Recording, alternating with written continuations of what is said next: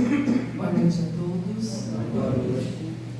Sejamos todos bem-vindos a esta casa que amorosamente foi preparada pelos benfeitores.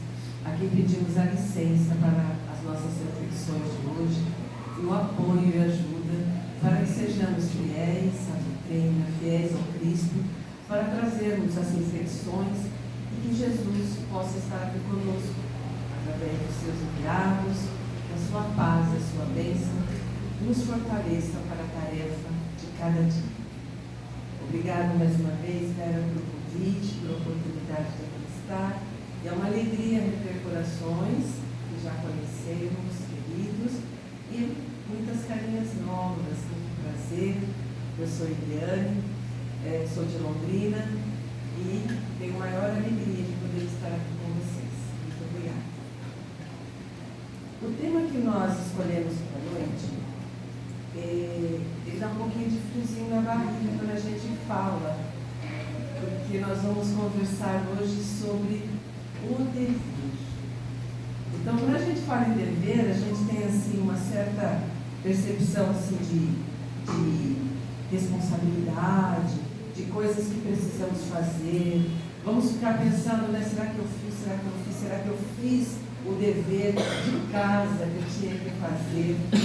E para iniciar, a gente destacou exatamente um trecho da mensagem lida aqui agora para vocês. Essa mensagem, ela está no capítulo 17, Sede Perfeito. Você tem um livro do Evangelho? Desculpe, eu ia trazer o livro, eu acabei esquecendo, mas é só para mostrar um detalhe para vocês. Esse capítulo, Sede Perfeito, ele tem algo de muito interessante, de muito peculiar. Então, se nós pegarmos o livro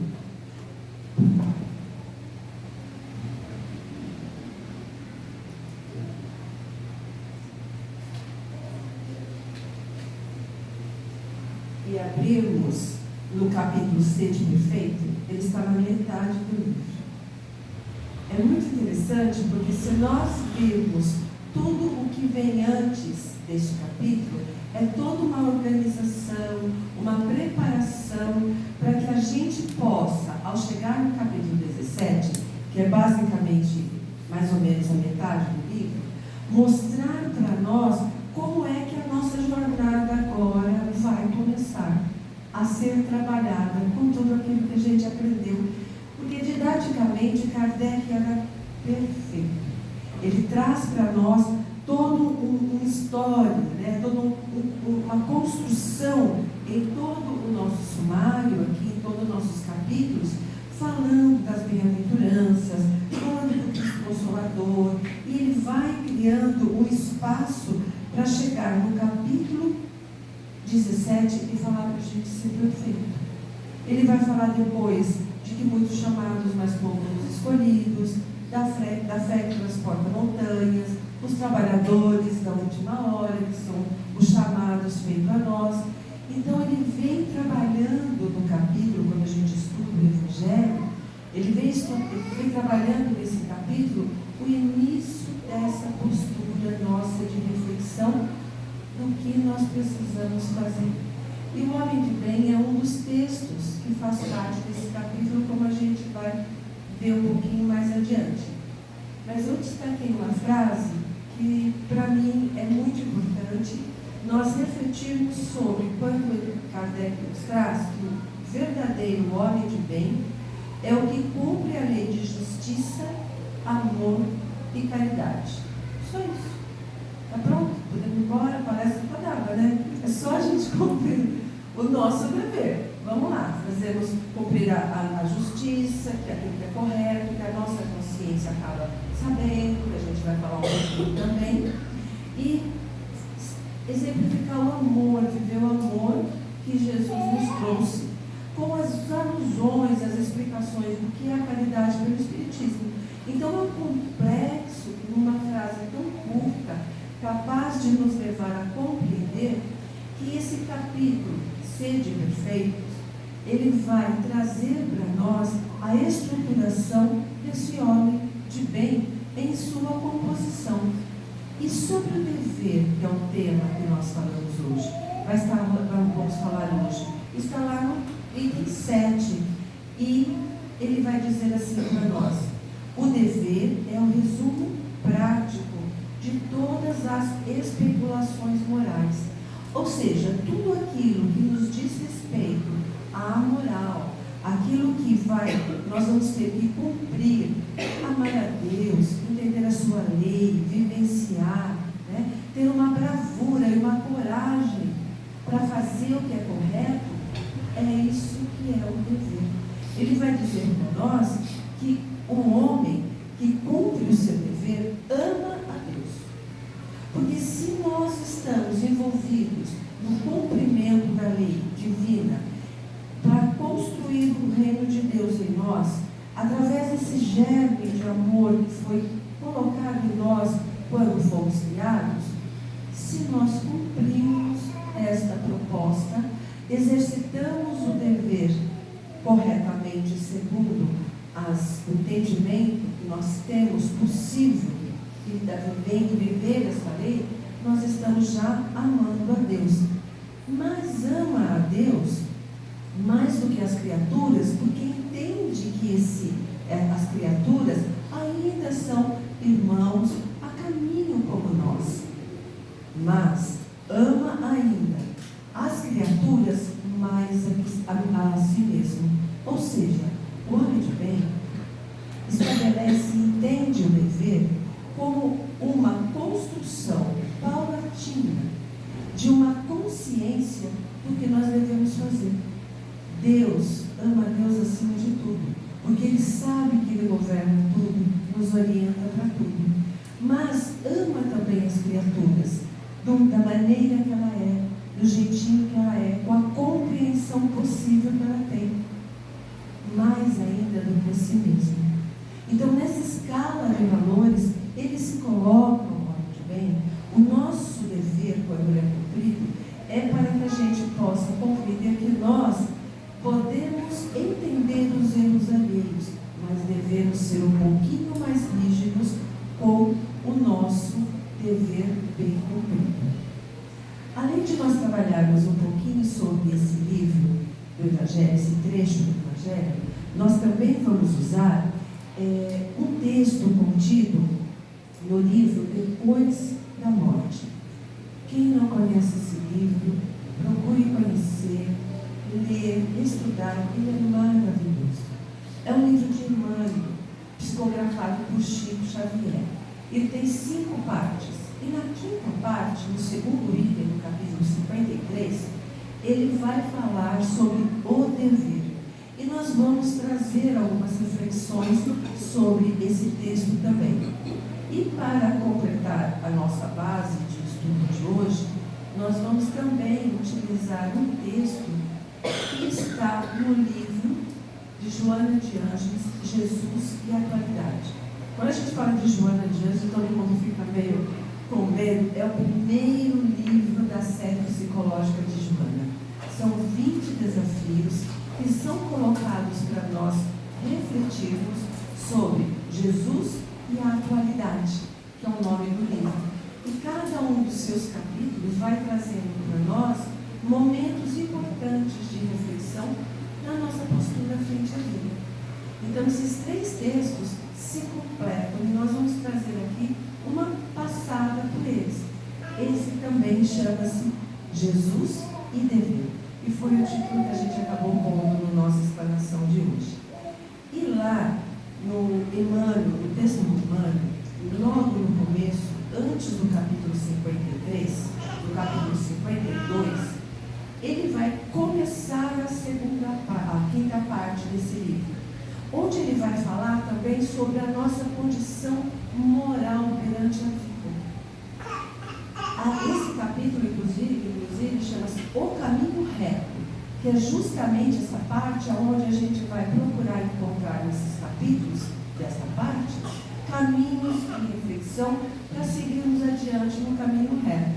Já que falamos que o dever é o resumo prático das nossas questões morais, esse texto vai trazer para nós o conceito de moral, dizendo para nós a moral está posta todinha no Evangelho, justamente no Evangelho de Jesus, que Kardec traz a reflexão sobre a parte moral do Evangelho de Jesus. Então, quando a gente pega a Bíblia, nós temos muitos conteúdos trabalhados pelos evangelistas, mas Kardec trouxe para o livro do Evangelho segundo o Espiritismo a parte moral. E quando a gente fala de parte moral, qual seria a moral do Espiritismo? A moral espírita, ela é a moral explicada e detalhada, organizada justamente no Evangelho. Porque aqui nos Evangelhos, essa harmonia que ele vai trazer para o entendimento da luz divina, da lei divina, vai poder fazer com a gente vivenciar aquilo que a gente ouve muitas vezes e não entende. O Espiritismo é o Evangelho redivivo. O que é o Evangelho redivivo? É a revivescência do Evangelho nos mínimos detalhes, explicado na sua parte moral, que é aquela que a gente encarna para trabalhar programadamente em cada momento que a gente retorna em uma encarnação. E vai nos dizer Emmanuel, no capítulo 52, sobre a vida moral, como título do capítulo, que a moral é a regra de bem proceder. Isto é, distinguir o que é bem e o que é mal. Moral é simplesmente isso, é a gente entender o que é bem, o que é bom, o que é correto e aquilo que é inadequado, o que é mal, o que não é próprio para nós vivenciarmos. Mas como difícil é viver isso. Aí é que começa o problema. Porque vivenciar aquilo que a nossa consciência começa a ser despertada, conforme nós vamos estudando, conforme nós vamos entendendo a moral do Cristo, essa consciência vai chamando-nos a atenção. Porque a lei de Deus, essa lei que é organizada, inclusive trabalhada nas leis morais, as leis todas morais que estão na terceira parte do livro dos Espíritos, que é trabalhada cada uma delas para nós ali, a primeira, que é essa lei de amor, justiça e caridade, é a que a gente precisa viver para cumprir o dever, para ser um homem de bem. Então, tudo isso, veja que não fica a ponta amarrada no trabalho de Kardec. A gente vai vendo que também quando nós recebemos os livros trazidos por Chico Xavier, para aprofundar mais ainda cada um dos textos, cada uma das frases, cada um dos pensamentos que Jesus trouxe e que Emmanuel, André Luiz e outros espíritos, mas especialmente Emmanuel, aprofunda, traz para nós o entendimento desse despertar da consciência.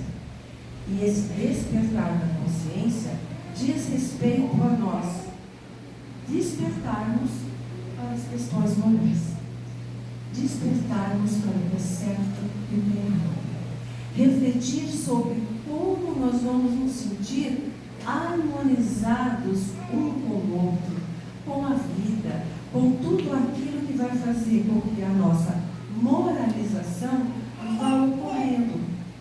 E para isso é preciso que a gente leia, se debruce, use o Evangelho no lar para entender o Evangelho segundo o Espiritismo e perceba que cada um desses trechinhos que a gente lê no nosso encontro semanal de Evangelho no lar vai nos remeter a um pedacinho da moral do Cristo.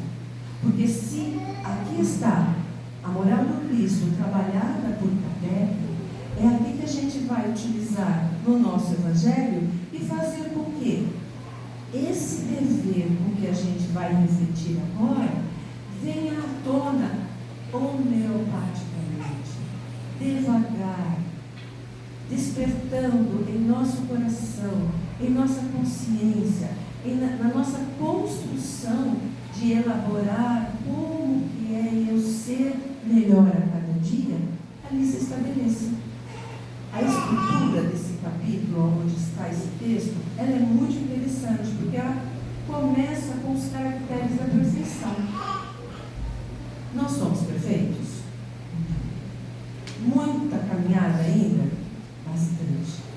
Mas essa caminhada é acolhida pelos nossos amigos no entorno, a nossa família, o nosso trabalho, os nossos estudos, a nossa casa espírita. Esse caminhar tem um acolhimento de entendimento e respeito pelo que cada um conseguiu chegar à perfeição, ao nosso entendimento atual. Então, quando ele traz nesse capítulo as caracteres da perfeição, ele vai dar o que a gente tem como meta para atingir. Mas é uma caminhada, é uma escada que cada um de nós vai galgar. E ele vai falar do homem de bem, vai falar dos bons espíritas, vai trazer a parábola do semeador, aonde saímos a semear todos os dias, quando saímos de casa, conversamos com a nossa família, ou às vezes moramos sozinhos, ou saímos, está todo mundo dormindo ainda. Mesmo assim, em algum momento ali na família, nós teremos algum momento de conversa.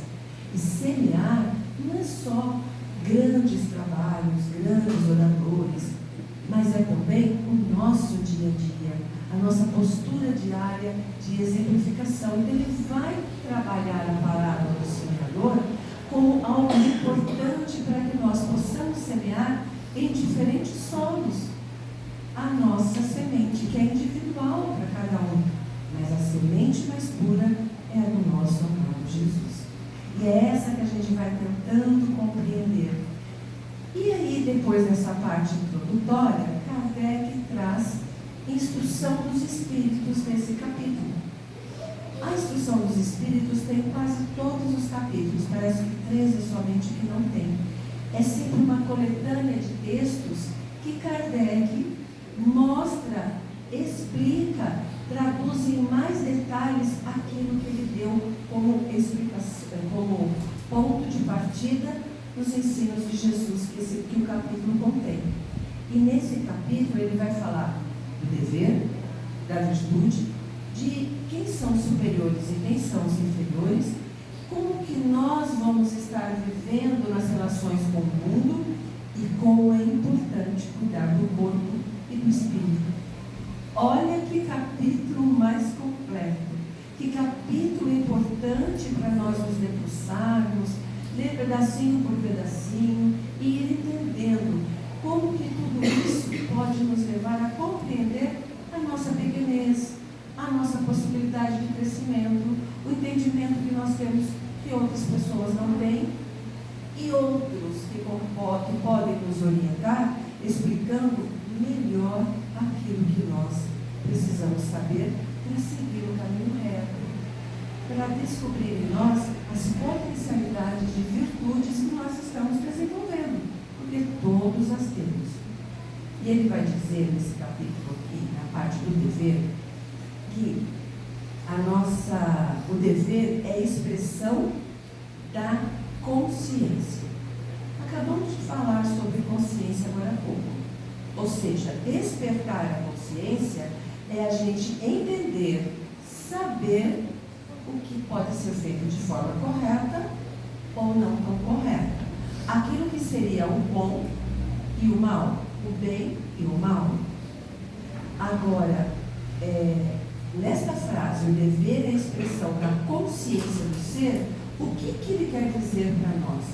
Que como nós agimos, cada um de nós age diferente perante as mesmas situações, porque temos uma história, temos uma construção de entendimento diferente. Essa forma como nós expressamos é o dever que a gente compreende e consegue executar. Ele vai estar, portanto, muito ligado à nossa evolução moral. O dever vai estar muito ligado à maior compreensão que nós temos da vida e o nível de responsabilidade que nós conseguimos desenvolver. A gente não dá uma responsabilidade de fazer um almoço, um jantar completo para uma criança de 7 anos. A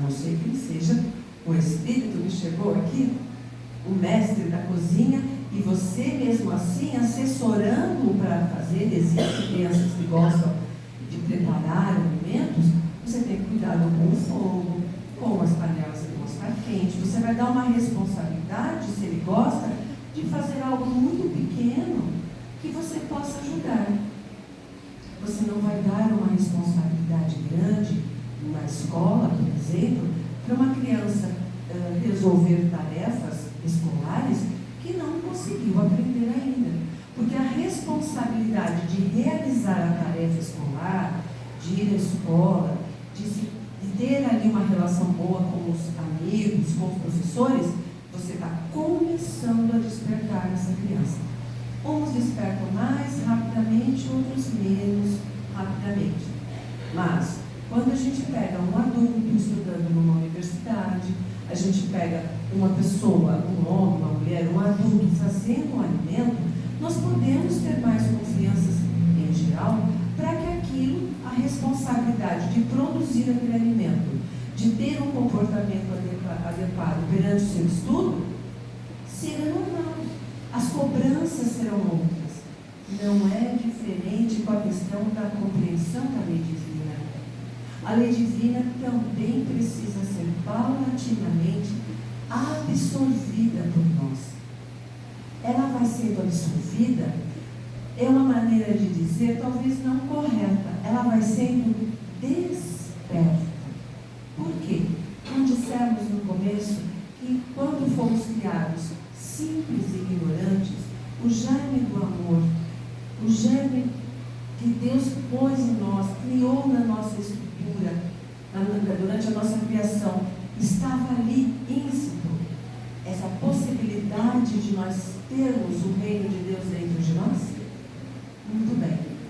Lá no Livro dos Espíritos, pergunta 621, muito conhecida por todos que se debruçam nos estudos.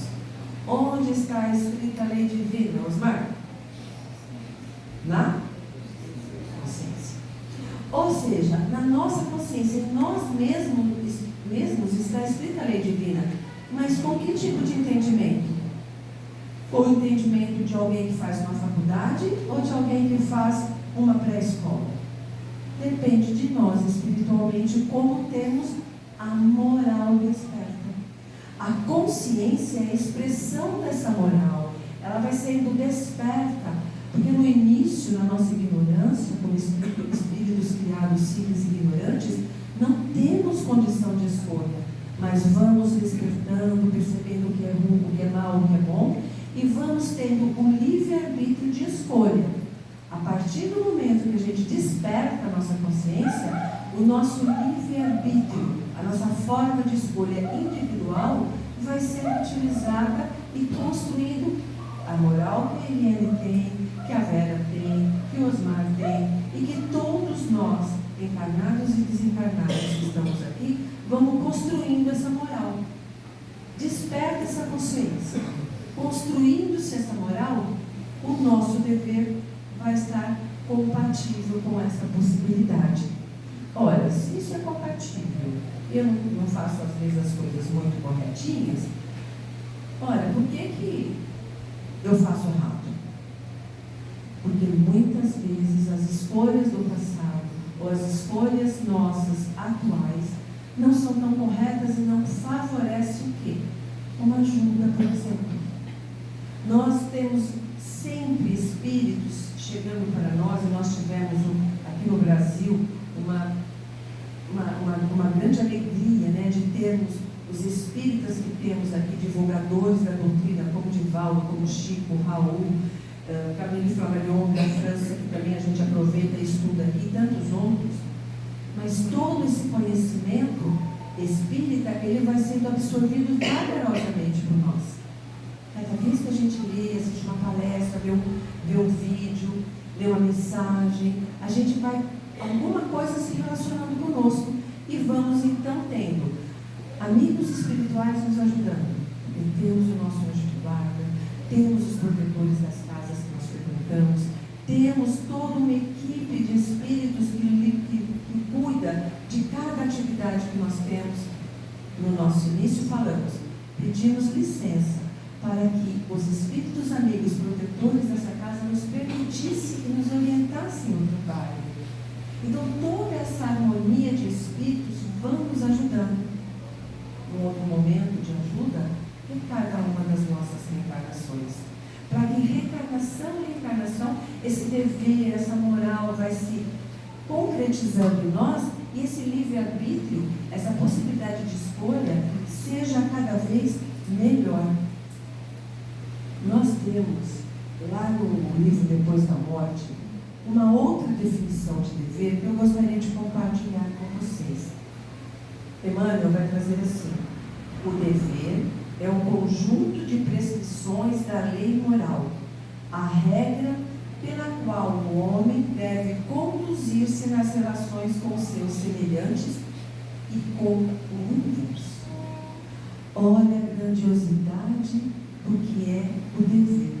Conforme eu vou desenvolvendo a minha potencialidade de entendimento de quais são os meus deveres perante a lei, perante a vida, o que é certo e o que é errado, vou construindo uma moral, vou construindo melhor o meu livre-arbítrio, a minha vontade de agir sobre as coisas vai mudando. Mas não sou só eu que faço isso. Nós temos os nossos amigos, os nossos companheiros na casa espírita, as pessoas que trabalham conosco, a família. O primeiro cadinho de burilamento nosso é a família. É ali que estão aquelas situações, às vezes tranquilas, às vezes precisando de ajustes, acontecem, que vão ajudar-nos a desenvolver a nossa moral, despertar a nossa consciência, fazermos com que as nossas ações exemplifiquem deveres cada vez mais próximos daquilo que Jesus nos trouxe. Uma das falas de Jesus, ele diz assim, lá em Mateus 25, 29. A quem mais tem, mais será dado. Ora, como assim? Quem tem mais, vai ganhar mais? Quando se trata de elevação espiritual, faz todo sentido. Por quê? Quanto mais eu tenho reflexões, quanto mais eu penso, quanto mais eu exercito a vivência do que é certo, mais eu consigo a ajuda de amigos espirituais para me ajudar a ser mais correto, a ser melhor e fazer mais coisas do bem. Uma ação do bem cobre uma multidão de pecados, não foi isso que Jesus nos trouxe? Por quê? A vibração do bem ela é muito mais intensa do que todas as coisas equivocadas que a gente pode fazer. Porque ela é tão potente, ela é tão forte, ela é tão intensa, que aquilo que eu faço de bem registra-se primeiro em mim, na minha condição espiritual, na minha condição moral, na minha vivência daquilo que o Jesus nos trouxe. E, portanto, eu vou entendendo que o meu dever de ajudar o outro é cada vez maior. Cada vez que eu ajudo mais o outro, mais eu desperto coisas boas em mim e mais ajuda eu vou ter. Então é um ciclo vicioso e cada vez mais nós vamos ter a possibilidade de nos melhorar e exercitar bem o nosso dever. Ele vai parar de dar dor de barriga quando eu falar, meu Deus, eu devia tanto ter feito isso, mas eu não fiz. Isso não pode ser uma culpa que nos martirize, pode ser um aprendizado. Eu não consegui fazer, mas eu vou me esforçar para fazer em outro momento. Corrigir o equívoco que aquela coisa que eu não fiz causou a consequência com outra pessoa. E esse exercício de boa vontade em pensar sobre você mesmo vai te dar autoconhecimento e vai ter ajuda para você ter mais força para próximas etapas de algumas situações que você precise vivenciar. Tem um livro chamado Pensamento e Vida, de Emmanuel, que eu sou fã de Emmanuel. E tem esse livro, ele é maravilhoso também. E temos ali também um texto que fala sobre o dever.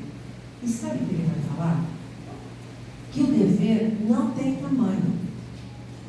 Lázaro fala a mesma coisa nessa mensagem que Lázaro traz aqui no Evangelho segundo o Espiritismo. O dever não tem tamanho, ele está nas mínimas coisas. Então, Então, eu dar lugar para um idoso é meu dever. Pequenininho, muito simples. Eu compartilhar uma boa palavra, uma conversa em família, sempre que possível, com bons ensinamentos, com alegria, não é coisa chata, não, é compartilhar as coisas alegres da vida, boas, com o sentido de crescimento de cada um da família. É um dever? É um dever eu ter cuidado para atravessar a rua? Sim, porque como fala aqui nesse capítulo, preciso cuidar do meu corpo, da casa do meu espírito. Então, se eu for desaforadamente atravessar a rua sem seguir as leis de trânsito, eu estou infringindo uma lei e, portanto, não cumprindo um dever que seria o cuidado para comigo e para com aquele que pode estar atravessando. A mesma coisa o sinal vermelho, quando a gente fura o sinal vermelho, às vezes a gente tem todas as justificativas, mas é a infração a uma lei. Então, a lei a ser cumprida de Deus, ela tem muitos filigramas no lar, no trabalho, no trânsito, tendo alguém observando a gente ou não. Ninguém está vendo? Vou atravessar o sinal vermelho, né? Mas isso não importa, importa dentro de nós, a nossa intenção.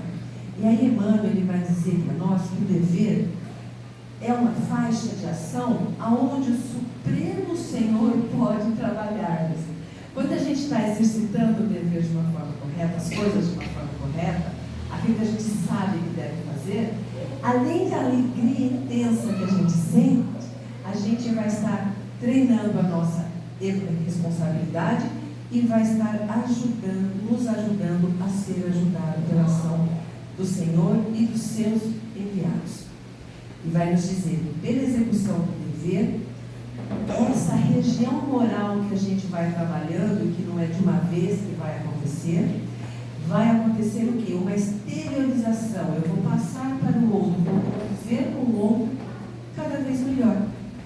Assim sendo, e voltando aqui para o Evangelho, Lázaro vai dizer para nós que quando o nosso livre-arbítrio, que é o nosso guardião, é o nosso fio da navalha, é aquele que vai dar para nós o caminho que a gente pode fazer a escolha, quando ele estiver sendo bem usado, a nossa consciência se expande e vai, portanto, nos levar a uma possível felicidade. A felicidade de Jesus, dizia Jesus, não é deste mundo, mas nós temos vários momentos de felicidade. E aí o que ocorre? Para que a gente possa, enquanto homem de bem, cumprindo a lei de justiça, amor e caridade, de uma forma mais pura, ir crescendo. O homem, quando nós aqui temos uma determinada ideia do que seja o nosso dever, do que seja o horizonte da nossa evolução possível. Mas eu vou me burilando, eu vou melhorando, eu vou ter uma visão de Deus melhor. Eu vou compreender as leis de Deus melhor. Ora, daqui a pouco, daqui a alguns dias, daqui a alguns anos, ou outras encarnações, eu estou melhor. Então eu vou estar em outro patamar de entendimento. Estando nesse outro patamar, eu vou exercitar o meu dever melhor. E aí, exercitando melhor, o que vai acontecer? Eu vou ter outro horizonte de visão daquilo que eu tenho como possibilidade de ajudar, de ser bom, de vivenciar virtudes, e aí eu me elevo de novo. E me elevando, eu tenho mais ajuda, eu consigo estar em um outro patamar e ter visão maior. Então isso não acaba nunca. Apesar de o dever ter situações muito pequenas, o dever é uma condição que vai me mostrando se eu estou exercitando a moral de acordo com a minha consciência, eu lá na minha reflexão à noite, pergunta 919 do Livro dos Espíritos, né? Santo Agostinho nos ensina a todas as noites pensar, como foi meu dia? Eu fui útil? Eu ajudei? O que eu fiz que não foi legal? Essa parte eu vou precisar melhorar. E aí eu vou adquirindo uma serenidade, porque eu sei que eu sou o correto em alguns momentos, e sei que o outro também. e que está na mesma luta. Não julgo tanto o outro como aquele que não quer, mas é aquele que está tentando e também não está ainda pronto para uma evolução maior.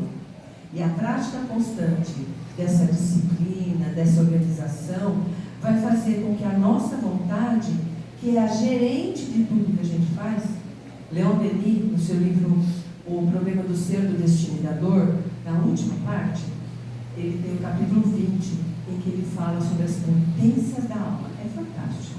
Precisamos estudar aquilo como sempre. E a vontade, ela é a gerente desse escritório, de todas as potências que a alma tem. Ela é que define o que a gente quer ou não fazer. É ela que vai dar o fio da navalha do andar reto para nós, espíritos imortais. É ela que vai governar o nosso livre-arbítrio. Porque se eu falo assim, eu não quero ir lá no centro hoje. Mentira, você está mentindo para você.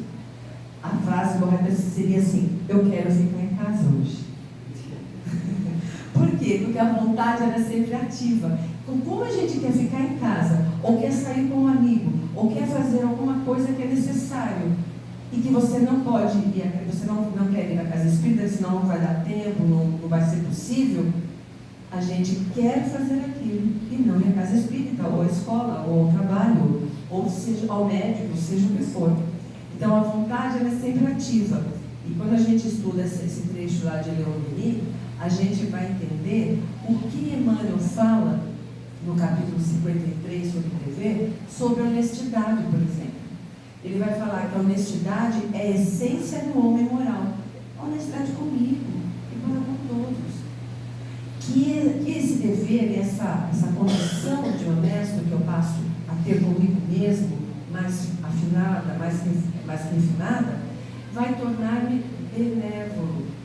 Será que eu sou tão bonzinho assim? Eu penso cada coisa, me deu tanto que aquele meu amigo percebesse o quanto ele está fazendo de ruim lá para a família dele e levasse uma lição. A gente quer ser o juiz, né? Quer julgar. Não é bem assim. Então, as nossas responsabilidades e os nossos deveres, meus amigos, está sempre na relação daquilo que cada um pode dar. A programação espiritual foi feita para nós darmos conta dela. Quando a gente percebe que a prática constante do dever e da linha reta, ainda mesmo assim, tantas problemáticas, tantos obstáculos, tantos problemas acontecem na nossa vida, podemos ter certeza que não houve erro na programação. É que às vezes a gente esquece de olhar para dentro da gente.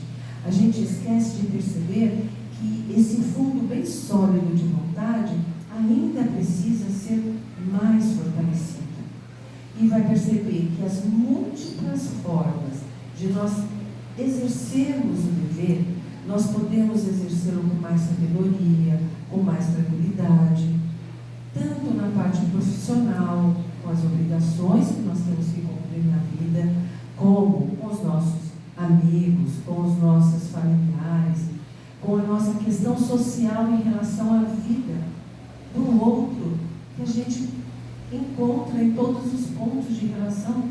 Tudo isso vai fazer com que a gente vá desenvolvendo aquele germe e cumprindo esse dever para com Deus. E ele não vai ter limites, porque ele vai cada vez crescer mais.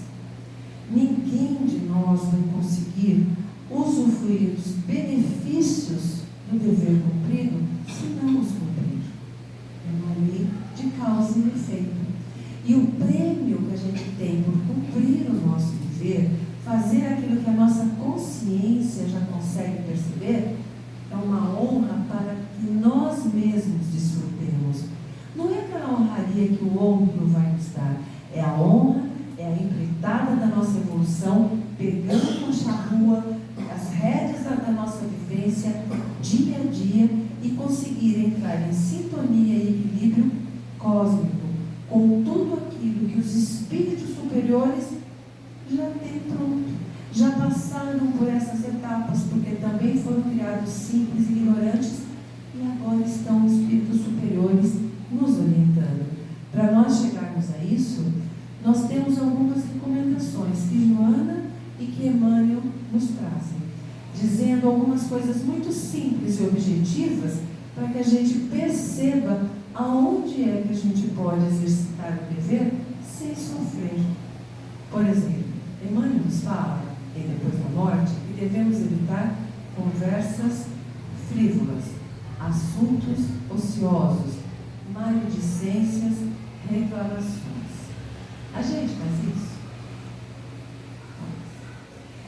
Quando a gente para no final do dia e percebe que fez isso e se propõe a não fazer mais, a gente vai exercitando. Um dia a gente chega lá. Vai falar que estudo e recolhimento, estudo de reflexão de uma frase, né? Vai trazer para nós novas luzes, novas forças. Mas não existe melhor estudo do que aquele na casa espírita coletiva, né? Seja ela online, seja ela presencial, o estudo em grupo vai fazendo troca e nos fortalece por demais. E Emmanuel vai falar sobre isso. Que no fim do dia, quando eu falar, eu fiz alguma coisa útil hoje, eu fui na casa espírita hoje, estudamos sobre esse assunto. E isso é um assunto que me trouxe esta lembrança sobre a minha vida, sobre o meu comportamento, até sobre alguém da família que eu preciso ajudar. Desta forma, a gente vai se burilando. Joana nos lembra que todas as vezes que Jesus deu alguma recomendação para todos aqueles exemplos nas suas passagens, nas suas parábolas, ele pediu uma ação. Era uma coisa real de se fazer. Por exemplo, ele falou para a mulher que ia ser apedrejada: alguém te condenou? Não. Então vá, ou seja, levante desse lugar que você estava no chão para ser apedrejada, levante, ou seja, levante-se na vida e vá, ande, siga em frente e não peque. Ou seja, não refaça aquilo que você fez de errado. A gente só vai conseguir alguma coisa de bom se a gente fizer diferente. Se fizer do mesmo jeito, não vai mudar nada. Ele disse para o paralítico de Cafarnaum: levanta-te, pegue a sua cama que estava ali, né, o lugar onde ele estava posto ali fazia muito tempo, e anda. Ou seja, uma ação de andar na vida. Vá, cresça na vida, levante-se, pegue os seus problemas, que é a sua cama que estava ali. Então, todas as simbologias, todas as frases que Jesus nos traz, têm a ver como uma forma de segui-lo, como ele fez com Mateus. Passando pelo lugar que cobrava impostos, que era o local de trabalho de Mateus, ele vem e fala para ele: segue-me. E Mateus seguiu. Mateus seguiu, foi um apóstolo para com ele, e como tantos outros exemplos em todos os apóstolos, pudemos perceber que o dever deles, em alguns momentos, foi equivocadamente realizado. Fizeram erros como a gente faz, mas todos cresciam. Porque o dever, ele irradia sobre todos os que estão à nossa volta e sobre nós, principalmente, um bem-estar, uma harmonia capaz de cada vez mais nos superar as imperfeições. E a Joana, para finalizar, ela vai dizer para nós: nunca prometer aquilo que não podemos ou que não pretendemos fazer. Neste livro, Jesus e a Atualidade, no capítulo Jesus e Dever, ela vai dizer que jamais devemos permanecer em um lugar que nós já conquistamos, seja ele qual for, de uma forma, vamos traduzir aqui, pouco preguiçosa. Às vezes é preciso um pouco de renúncia, de sacrifício, mas que isso provoca uma harmonia interior. Então, não podemos deixar de crescer interiormente, porque não deixando de crescer, nós não seremos rebeldes às nossas possibilidades de evolução. E dessa maneira, entenderemos como Joana nos fala: somos servidores do mundo. E Jesus, que se originou nas estrelas, também como pó, cresceu, evoluiu e é o nosso governador planetário, afirmou ser o servo de todos. E assim se fez servo de todos, lembrando que na última ceia ele lava o pé dos apóstolos, permitindo que mostre a sua humildade perante todos e para que nós tivéssemos vida e vida em abundância. Que nós possamos voltar para casa cônscios de que o dever dá borboleta no estômago, né? Dá um certo medinho, porque envolve a responsabilidade, mas é uma responsabilidade boa, não aquela que vai nos fazer pessoas cada vez mais entristecidas ou pessoas que não conseguem conversar consigo mesmo e se entender. Que Deus nos abençoe, nos ilumine e que possamos juntos estar outras vezes para a gente refletir sobre Jesus e a doutrina espírita.